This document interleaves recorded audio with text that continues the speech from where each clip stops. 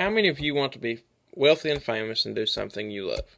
To be successful at both life and basketball, the great Michael Jordan, 2009, stated that you had to learn to involve your teammates by trusting them and distributing the ball to them. Let's take this statement and apply the principle to this year's team. The game of basketball is fast-paced and quick-moving. In order to build a team, we have to think as a team through our communications and strategic thinking. I am going to give you a brief history of the game of basketball, discuss the rules and regulations, a few plays, and how we're going to become a team by involving each other in our game. The first item we will discuss is the brief history of how the sport came to be. According to NBA.com 2006, Dr. James Naismith was given the challenge of finding an indoor game to provide athletic distraction at a New England school for Christian workers. Basketball World 2014 states that Naismith remembered in his childhood that he had played a game called Duck on a Rock that involved trying to knock the duck or rock off the top of a large rock by tossing another rock at it. NBA.com 2006 said Naismith made several adaptations to this method until he came up with the idea of nailing peach baskets 10 feet up on a balcony railing on opposite sides of the gym and tossing a soccer ball into them. That explains why it's called basketball. As this sport became more popular, the equipment became more specialized, and the basketball evolved from the soccer ball to a ball made of panels of leather strips sewn together with a rubber bladder inside, and the peach basket was replaced with a metal rim with a net attached. In 1891, there were only 13 rules for playing basketball, of which 9 are still applicable today. Now that we have discussed the background of basketball, I'll move on to point 2, which is a brief synopsis of the rules and regulations. In high school basketball, a team is made up of 5 players on the court, while the remainder of the team sits on the bench and waits for their turn to play. If you look at the chart of the original 13 rules, you will see how the original rules correspond with the rules that are used today. The ball can still be thrown in any direction with one or both hands. The ball can still be batted in any direction with one or both hands. A player cannot run with the ball if they take more than 2 steps without bouncing the ball on the floor. A traveling violation occurs. Double dribbling occurs when you stop dribbling the ball and start again, or dribble the ball with 2 hands. You must always keep your hand on top of the ball. If your hand goes underneath the ball, it is called a carry. ELS 2014 states that one of basketball's severe infractions are called fouls.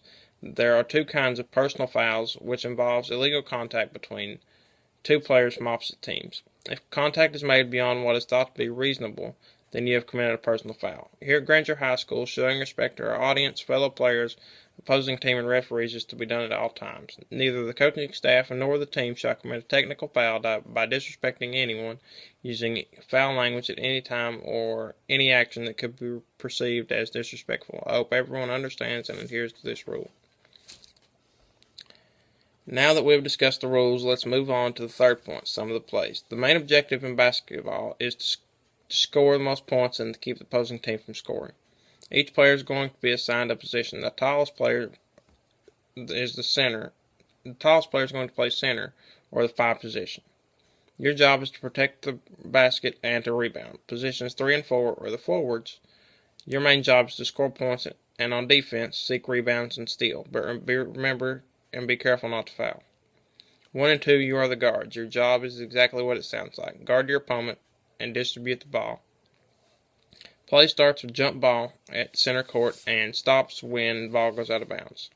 Now that positions have been assigned and explained, let's move on to the most important point, building a team and achieving our goal.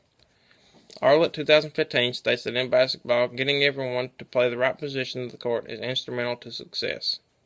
And the same statement applies to life, and we all understand our strengths and weaknesses. To be successful both on and off the court, you need to prepare. And being a good sport will help you prepare for the future. An important part of teamwork is understanding what everyone's position on the team is and helping them achieve their potential. There is no glory spot on the team. We're all in this together. There is no I in teamwork. Never give up on the play, the game, yourself, or our team. We will have a quick review of what we have gone over today. In order to build a team, we have to think as a team through our communications and strategic thinking. Basketball was actually founded at a college as a wintertime event for Christian workers and students who were attending. Remember the golden rule both on and off the court. Play the right way, take responsibility for your actions, and follow the rules. While the main objective of the game is to score the most points, accept victory and defeat graciously, we will never win every game. Life is like this also. It will not always go your way, but if you give it your best and go on, you will be a winner. Be a team player. Everyone on the team, players, coaches, and parents must focus on working together. Coach John Wooden, 2005, states that success is a peace of mind, which is a direct result of satisfaction in knowing that you did your best to become the best you are capable of being.